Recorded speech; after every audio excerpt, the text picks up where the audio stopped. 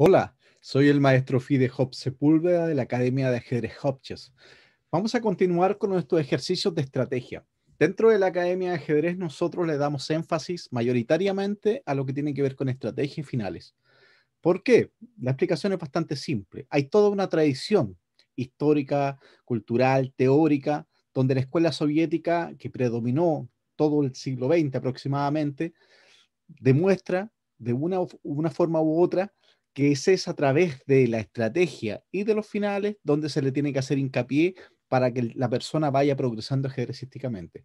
Esto es algo que también comentaba José Raúl Capablanca, el campeón del mundo. Él también hacía alusión, al igual que Marc Boreski, que se enseñara el ajedrez siempre de lo general a lo particular. ¿Eso qué quiere decir? Que antes de entrar en todo la vorágine que significa un ejemplo, una apertura, tenemos que saber un ejemplo dar jaque mate con alfil y caballo. O sea, hay un orden lógico, estructural, que nos determina de cierta manera cómo debemos plantear el tema de estudiar.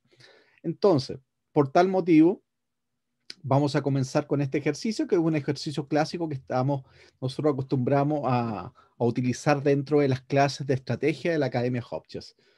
En esta partida se enfrentan Tarrasch con Slekter.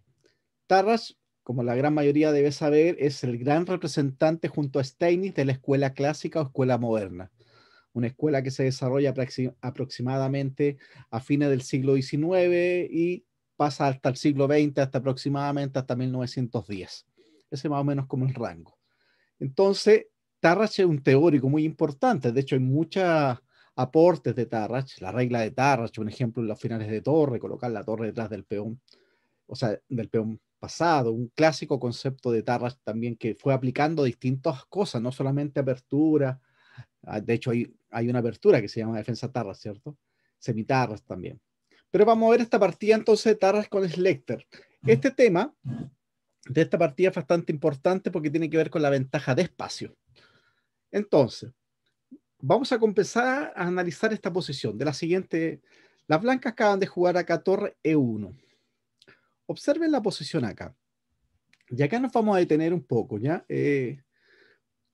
Una de las cosas fundamentales a la hora de poder progresar en el ajedrez es identificar los planes del rival.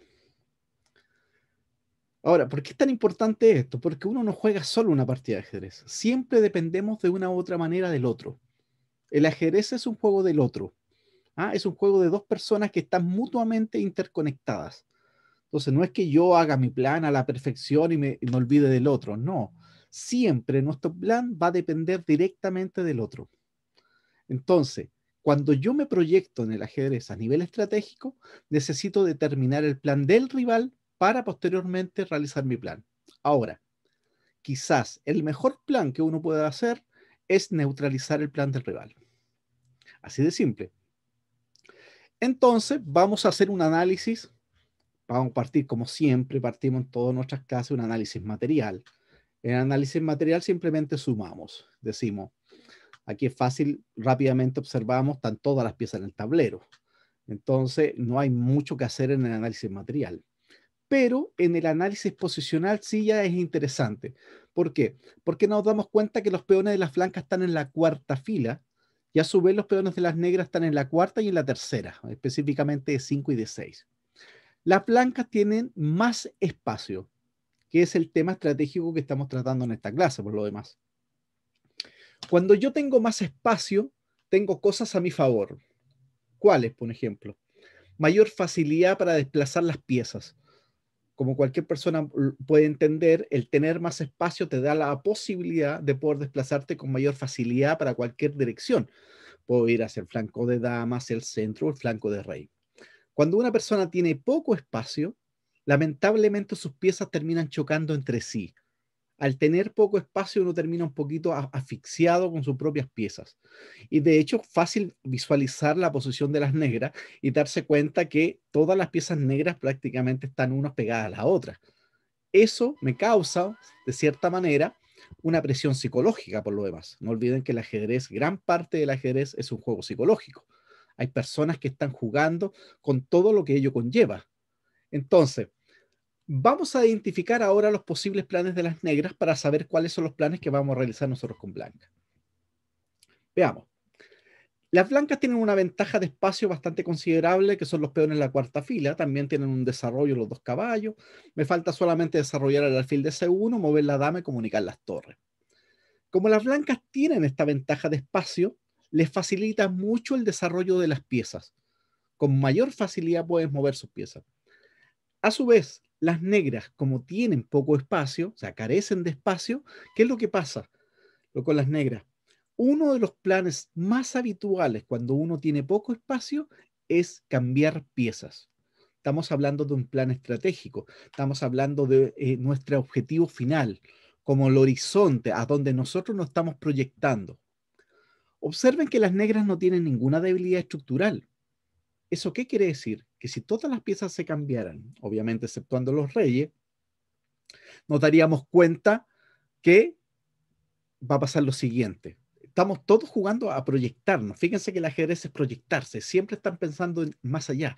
Entonces, si yo cambio todas las piezas y quedan los reyes en el tablero, simplemente, ¿qué es lo que estaría pasando? Que las negras no tienen ninguna debilidad estructural. Eso significa que la posición es muy cercana a la igualdad. Entonces, las negras lo más probable es que deberían empatar. Entonces, ¿por qué es tan importante este detalle estratégico? Porque las negras saben que carece de espacio. Entonces, a su vez, las negras se van a plantear el siguiente plan estratégico. Voy a intentar cambiar todas las piezas posibles porque sé que mi debilidad que tengo yo con negras es simplemente espacial. O sea, no es una debilidad estructural, es de espacio. Si las piezas se cambian, ¿eso qué significa? Que obviamente que la ventaja, entre comillas, que tienen las blancas de espacio se empieza a reducir. Va perdiendo un poquito el sentido la ventaja de espacio. La ventaja de espacio tiene sentido cuando las piezas de uno pueden movilizarse, trasladarse, generar planes de ataque. Eso es lo que aprovecha uno con la ventaja de espacio. Pero si ustedes se ponen a pensar que si cambiamos todas las piezas menores y las piezas mayores, realmente tener una ventaja de espacio no significa que yo vaya a ganar una partida. Acuérdense que todas las ventajas posicionales aspiran en un momento determinado a transformarse en ventajas materiales. Una ventaja posicional, podríamos llamarlo en cierta medida, puede ser una ventaja dinámica, porque tiene que ver con espacio, con desarrollo, con movilidad de piezas. Pero esa ventaja dinámica algún día se tiene que transformar en ventaja material. Y una ventaja material es una ventaja estática. ¿Por qué? Porque permanece en el tiempo. Entonces, siempre en el ajedrez estamos luchando con la dinámica y la estática, porque queremos pasar de una posición dinámicamente superior a una posición tácticamente. ¿Ah? Tácticamente, generalmente la estrategia correcta, como dice Bob Fischer, emana la táctica. Y a través de la táctica lo que hace uno muchas veces es pasar que esta ventaja posicional se transforme en una ventaja estática. O sea, consigamos material a cambio. Bien, entonces como estamos señalando, resulta que esta posición con negra, el negro tiene como plan, en primera instancia, cambiar la mayor cantidad de piezas posible. Ok, el blanco tiene claro ese plan, y eso es una parte importantísima.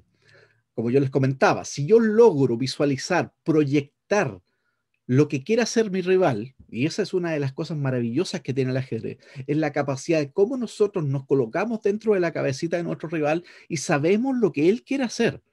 Y una vez que identificamos lo que él quiere hacer, vamos a hacer todo lo posible para que él no lo haga. Eso es estrategia. Por eso este juego es tan maravilloso. Porque de cierta manera estamos jugando un poquito a que esa proyección de nosotros llegue a tal nivel que nosotros sepamos lo que el otro quiere hacer. Ahora, el otro plan, que es importante también para las negras, tiene que ver con la cadena de peones. Todas las aperturas están determinadas por las cadenas de peones. ¿Eso qué quiere decir? Que siempre, según una cadena de peones, va a existir un contrajuego relacionado con esa cadena de peones. Un ejemplo, en esta posición, el blanco generalmente podría colocar una cadena de peones que sería G2, F3, E4. Eso va a ser una cadena de peones. Si el blanco mantiene una cadena de peones, como estamos identificándola ahora, las negras tendrían que hacer un movimiento liberador que estaría en base a D5 y F5. Ahora, uno en este momento cuando visualiza la posición, aparentemente eso se ve bastante lejano, pero realmente esta posición me está exigiendo un movimiento liberador. La pregunta que uno se hace con respecto, y es una pregunta típica que me hacen los alumnos durante una clase, es, ¿y qué pasa si yo no hago los movimientos liberadores? Si simplemente yo me quedo ahí esperando. Lamentablemente, el no hacer un movimiento liberador, lo más probable que va a determinar que tu posición vaya mermando, vaya de a poquitito, ir generando menos espacio, y va a llegar a un punto donde las blancas van a tener tal nivel de espacio que te van a generar un ataque y lo más probable es que te terminen ganando. O sea, en el fondo, no hacer un movimiento liberador significa prácticamente estar condenado a la espera total, y eso significa estar esperando la derrota. En el ajedrez moderno, eso no se puede considerar una opción. A fines del siglo XIX, en el siglo XX, muchos de estos, en este periodo, es fácil determinar que hay jugadores que juegan tan pasivos que los otros jugadores los pasan a llevar. Hoy día en el ajedrez ya más o menos del siglo XXI no es tan así, porque el ajedrez es mucho más dinámico. Como el ajedrez también es más universal, también es más dinámico. ¿Eso qué quiere decir? Que hoy día, independiente que un jugador sea muy aficionado, tratan lo posible de atacar, tratan lo posible de liberarse. Esa es una idea que tenemos que tener nosotros bastante claro.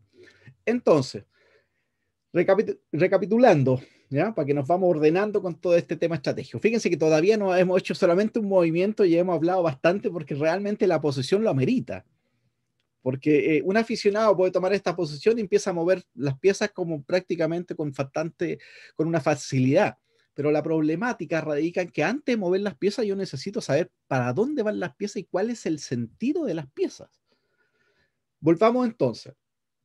Definimos dos planes, pequeños planes que en el fondo van a sumar y van a ser un plan general grande de las negras. Que uno, el primer plan de las negras es cambiar la mayor cantidad de piezas posibles para obviamente el problema que tienen de espacio, eso se vaya reduciendo. Mientras menos piezas, menos posibilidades de ataque. Es algo simple, bastante lógico por lo demás.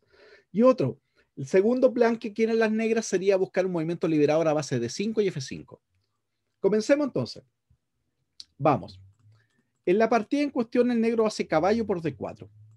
Aquí ya hay una variante interesante que conviene analizar. Las negras jugaron en roque mala y el blanco jugó alfil por C6. Con respecto a la pregunta, cuando alguien cambia un alfil por un caballo, uno tiene que hacerse la primera pregunta, que viene así por casi de forma automática. ¿Qué conseguiste a cambio?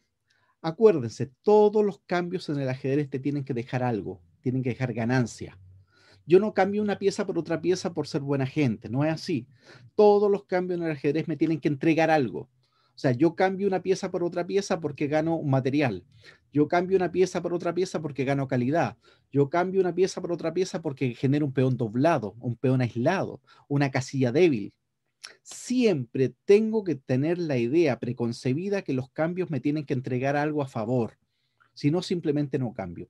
En este caso puntual, las blancas tienen sentido alfil por C6. O sea, cambiar un alfil por un caballo tiene que haber una justificación. Algo dentro de ese movimiento tiene que justificarlo. Acuérdense que para nosotros, que estamos siempre analizando desde la mirada de la escuela soviética, el ajedrez como el patriarca, ¿cierto? Como Mikhail Botvinnik siempre quiso y soñó, el ajedrez, la idea es que se transforme en una ciencia, o por lo menos que le coquetee a la ciencia, que esté lo más cercanamente posible a una ciencia. Eso es un tema muy clásico dentro de la escuela soviética, esa búsqueda de la perfección. Entonces, en este caso puntual, alfil por C6 se justifica porque existe un tema táctico. Veamos, si el negro toma de peón, no hay ninguna justificación porque simplemente capturo y el blanco se queda con un sano peón de ventaja sin ningún tipo de compensación las negras. Ok. Después del enroque, entonces el negro, después del alfil por C6, hace alfil por C6. No tiene otra opción. Ya ahora tomo, cambio dama. Ya veamos. Si me tomo de la torre F, un ejemplo, como un E5.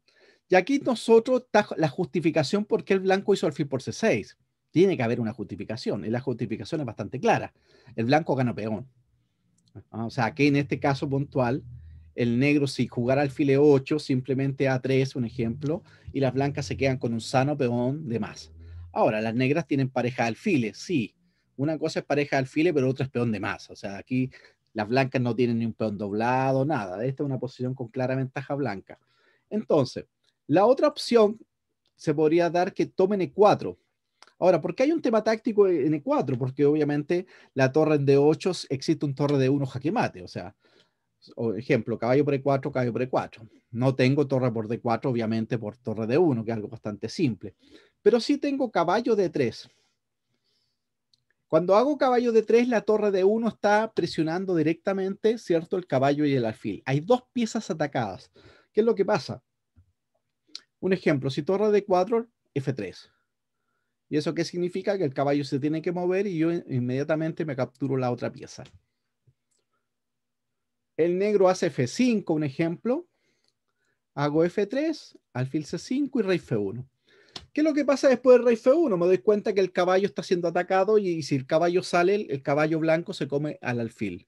¿Eso qué quiere decir? Que las negras pierden material. Así de simple.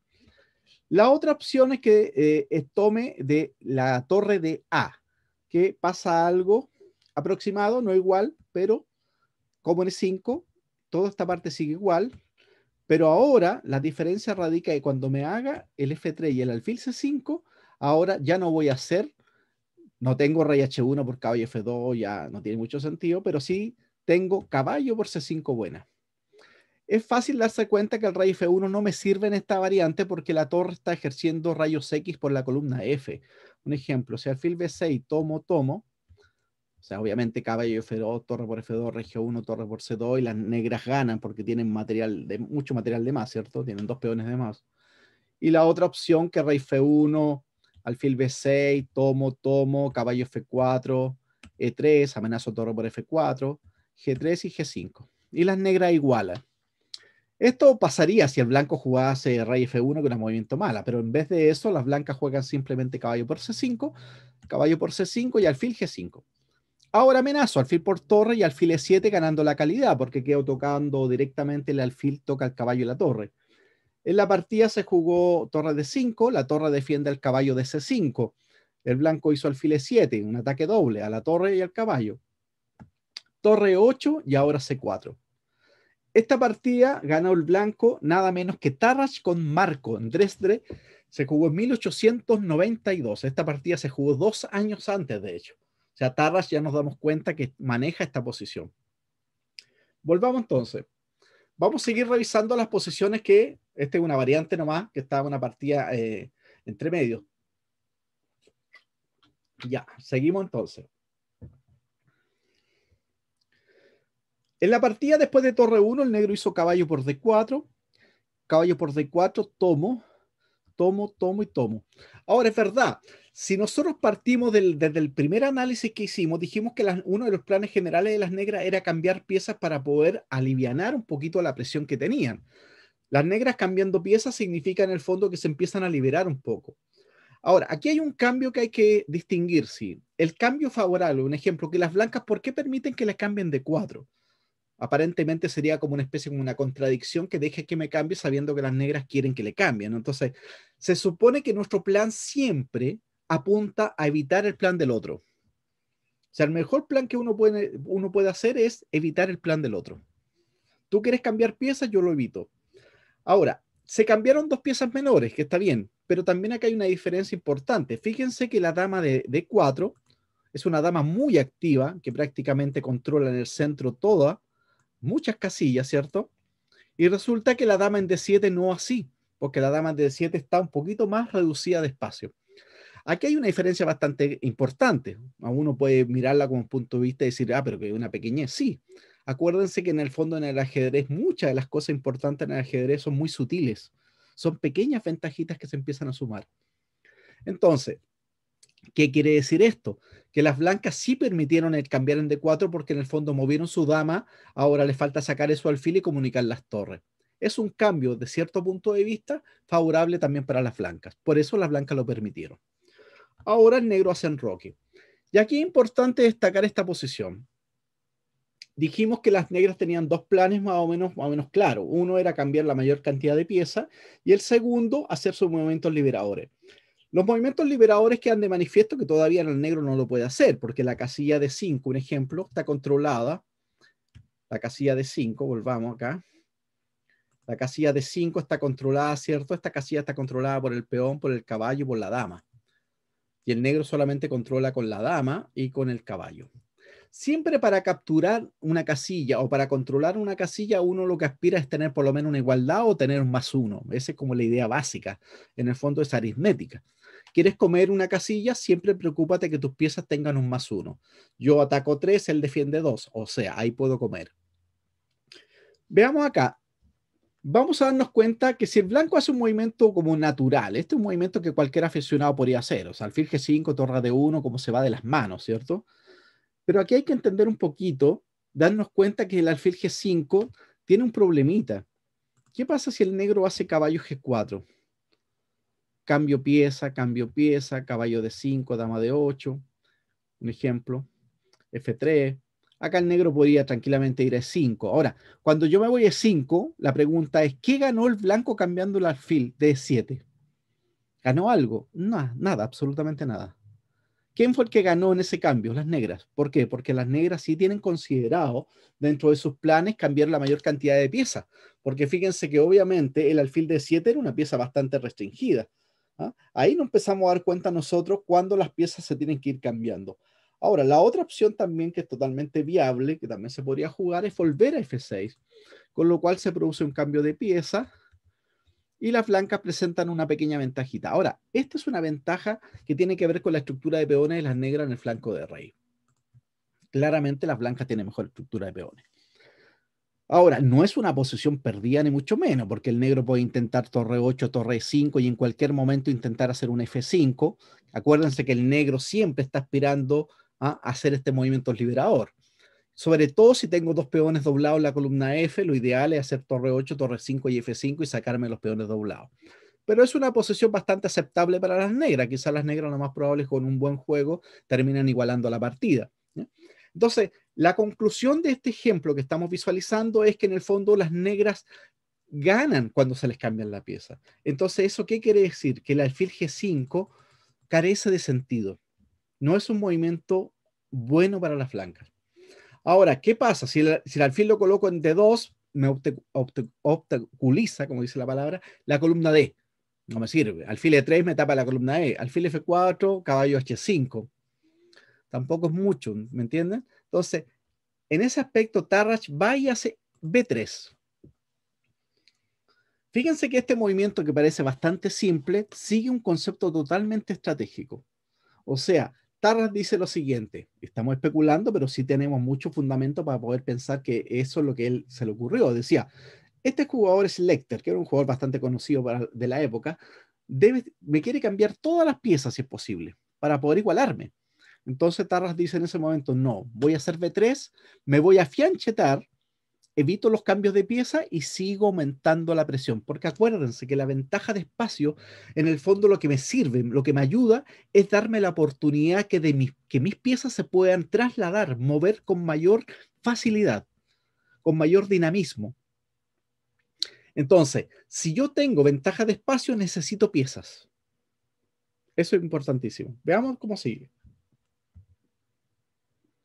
Torre F8, ustedes se dan cuenta que el alfil E7 es una pieza muy pasiva. Lo que hace torre F8 algún día pretende hacer alfil F8 y en algún momento un G6 y un alfil G7, ¿cierto? Alfil B2, alfil F8 y torre D1. Y aquí nuevamente estamos visualizando, o sea, tenemos un clásico estructura peón de D4 contra un peón de D6. Ahora, ¿qué es lo que pasa con esto? Que las peones blancos al estar en cuarta fila y al tener todas las piezas desarrolladas, obviamente las blancas van a tener siempre una pequeña ventajita. Y como les repito, es una ventajita pequeña, pero una ventajita pequeña en el ajedrez tiene la particularidad que puede ir en aumento. Es como una especie como una bolita de nieve que empieza a caer y empieza a aumentar. Esa es la idea del ajedrez. Cuando ustedes ven partidas de grandes maestros, los mejores jugadores del mundo, generalmente las ventajas se van haciendo así. Las ventajas se van paulatinamente van sumando hasta que se va de a poquitito. Ahora, la partida de los aficionados lamentablemente no es así, porque los aficionados generalmente cometen una imprecisión y de una posición igualada pasa inmediatamente una perdida, o sea, es muy brusco el cambio. Pero eso es propio de los jugadores aficionados.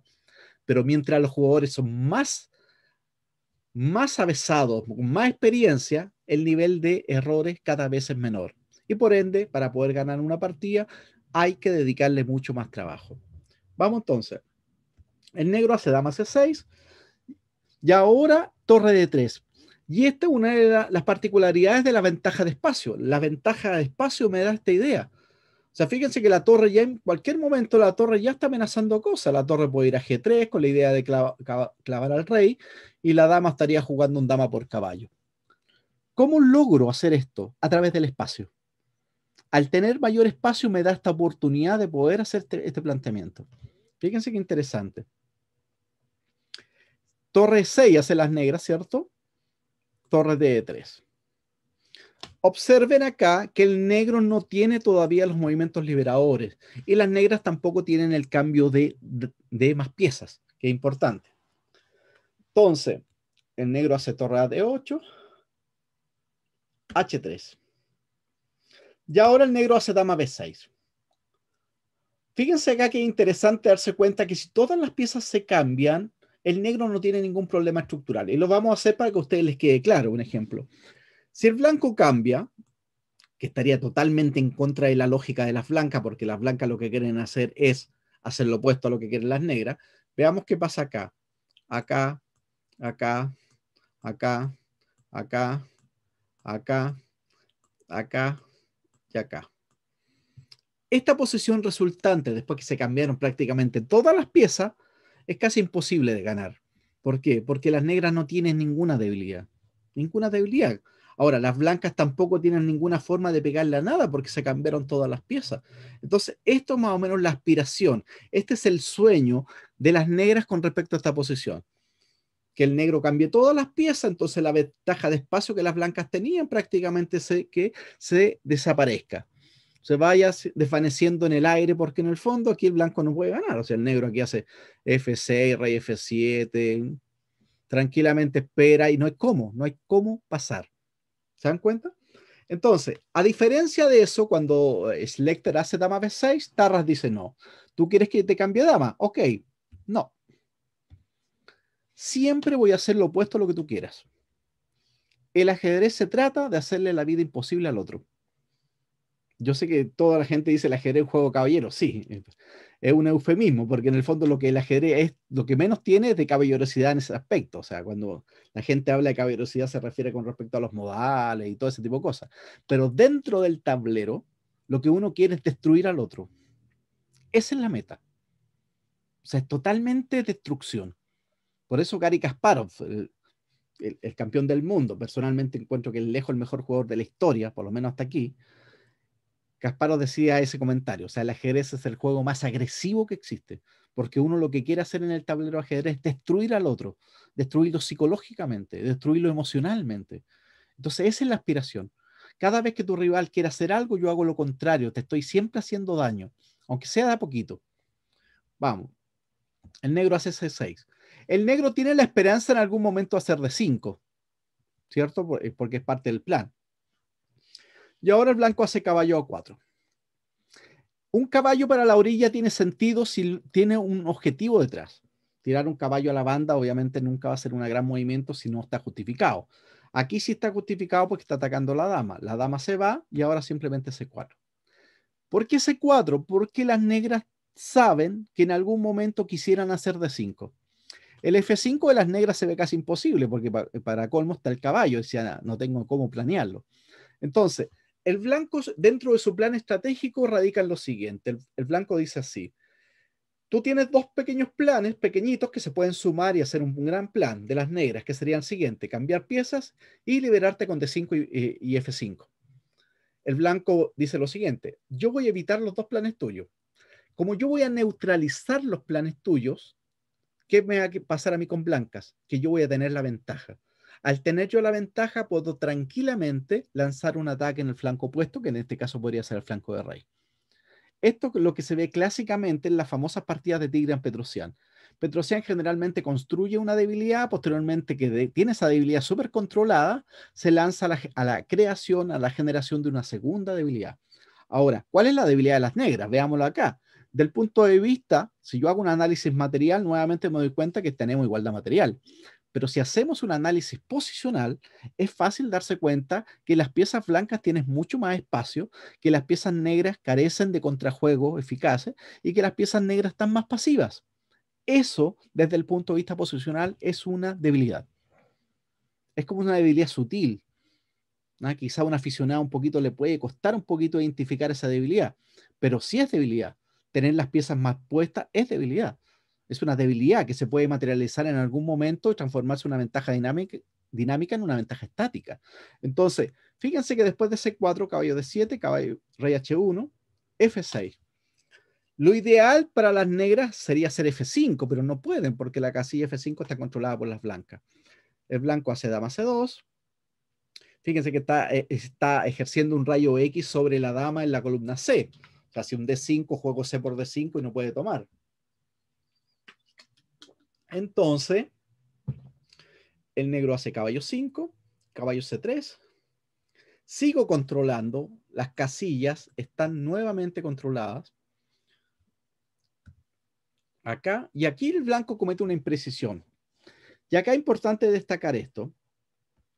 Cuando nosotros sabemos los planes estratégicos que tenemos que hacer, en este caso los movimientos liberadores, todas las aperturas según las cadenas de peones tienes movimientos liberadores. ¿Cuál es la importancia de los movimientos liberadores? Como el nombre lo indica, te liberas de una carga, de un peso, de un yugo, de algo que te molesta. ¿Por qué son tan importantes los movimientos liberadores? Porque me acercan a la igualdad. Un movimiento liberador significa en el fondo que una posición inferior se empieza inmediatamente a acercar a la igualdad. Y posteriormente, si yo logro llegar a la igualdad, obviamente me puedo aspirar a conseguir ventaja. Esa es la idea. Entonces, en esta posición las blancas debieron hacer caballo E2. Porque si yo hago caballo E2, ustedes se pueden visualizar que no tiene D5 porque juego C por D5 y F5 tampoco, aparentemente, porque estoy tomando. Entonces aquí hay un tema interesante. Hay un caballo D4 también ahí intermedio. En la partida Tarra se apresuró un poquito e hizo G4. Y aquí es súper importante que Schlechter hubiese pensado un poquito más la posición, hubiese encontrado el movimiento. Siempre que ustedes tengan una posición donde tengan muy claro los planes estratégicos, en este caso los movimientos liberadores de las negras, tanto D5 o F5, tienen que siempre estar constantemente trabajando mentalmente sobre ese plan. ¿Qué quiere decir esto? Que ustedes en cada posición que ustedes tengan tienen que evaluar D5 y F5. ¿Cómo lo evaluamos? Conceptos que ya nosotros en la academia hemos explicado muchas veces. Jaque, captura, movimiento y partimos con el orden jerárquico, dama, torre, alfil, caballo, peón. Siempre. O sea, ¿qué quiere decir? Que los movimientos liberadores siempre deberían estar a la mano. Por lo menos mentalmente considerarse. ¿Por qué? Porque si se me da la oportunidad y el cálculo me lo dice, me lo confirma, que puedo liberarme, hay que hacerlo. No puedo dejarlo para otra oportunidad. ¿Por qué? Porque puede darse el caso que no se me presente una segunda oportunidad en una partida de ajedrez. Y acuérdense que no liberarse significa jugar una posición inferior siempre. Entonces, la liberación tiene una importancia radical dentro del mundo del ajedrez porque en el fondo me permite sacarme una posición inferior. ¿Ok? Entonces, ahora, con G4, observemos que Schlechter hace dama a 5. Schlechter deja pasar la posibilidad de salvarse. Veamos cómo se hubiese salvado Schlechter. D5 buena. Y ahora, ¿qué es lo que está pasando? Que la dama también está ejerciendo una presión sobre el rayo X sobre la dama en C2. Lo ideal sería hacer C por D5, C por D5, caballo por D5, por lo demás. Pero obviamente la dama estaría comiéndome la otra dama. También aquí hay un tema puntual sobre la casilla G3. Veamos lo que pasa. D5. Si E por D5, tomo N3, tomo N3. Si F por E3, mala, dama G3.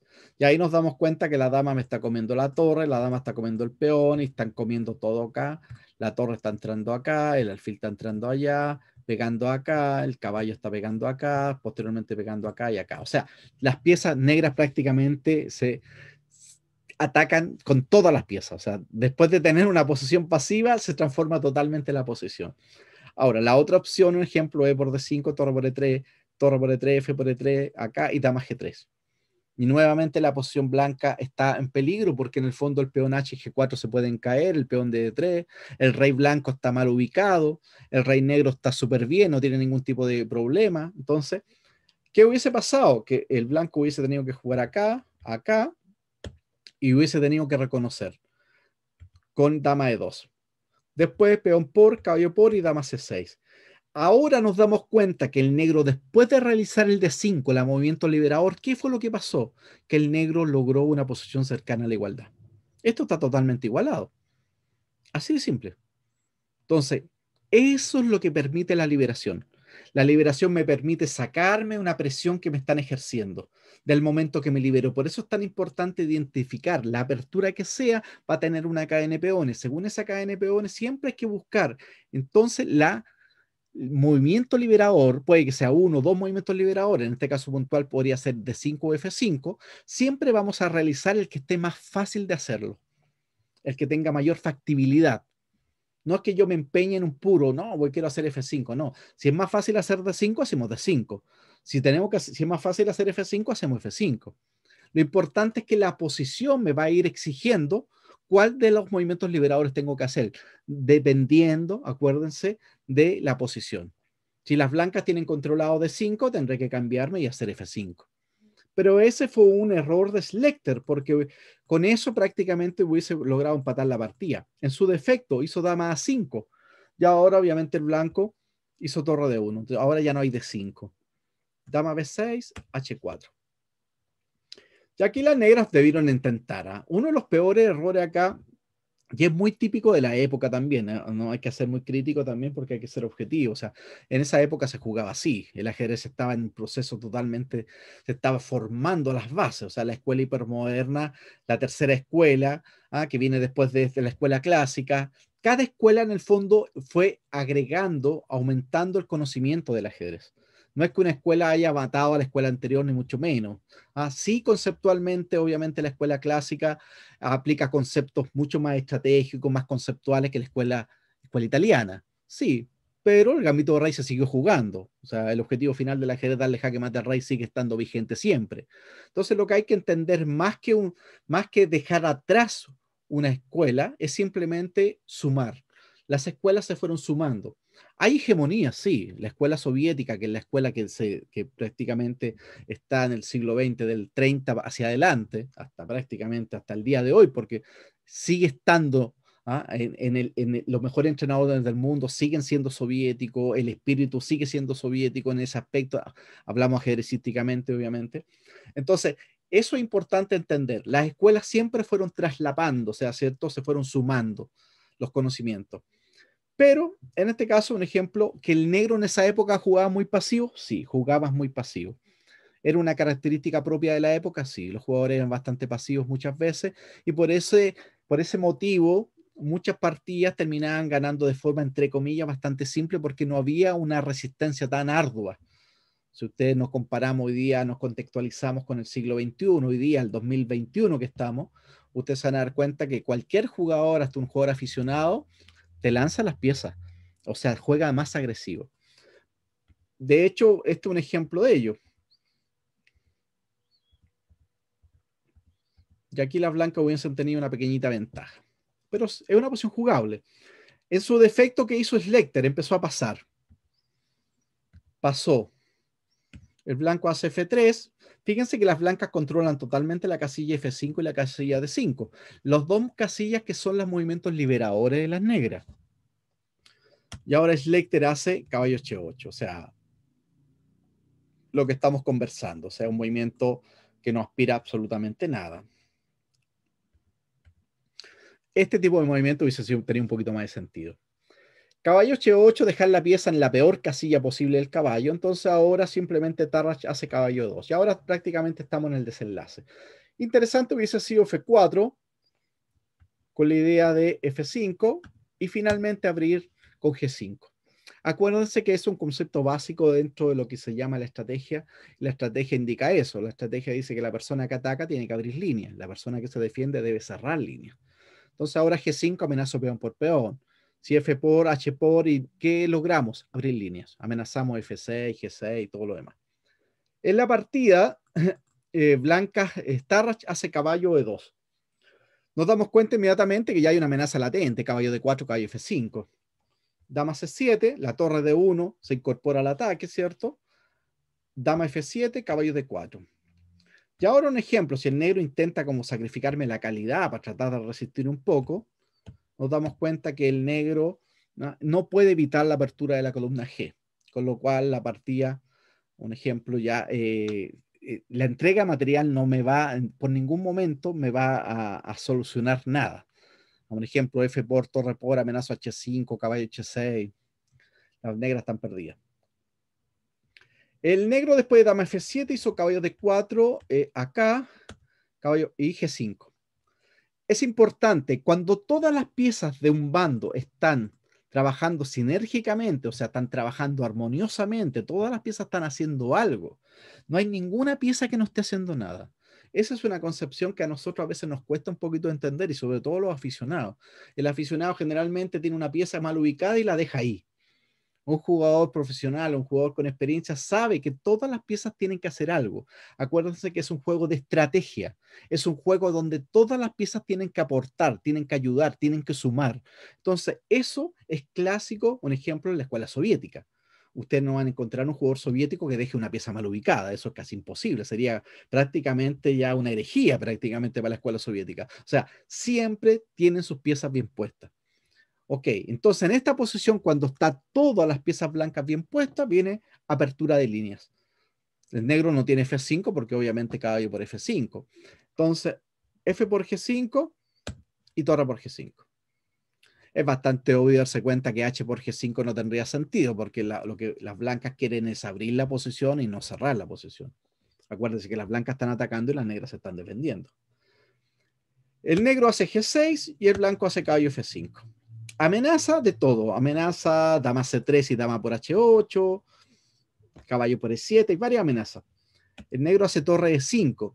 El negro tiene la esperanza, ¿cierto?, de que le entreguen la calidad y tratar de ahí de aguantar un poquito más, pero la verdad que Tarrasch no perdona y hace F4. Es súper importante que se abra la diagonal A1, H8.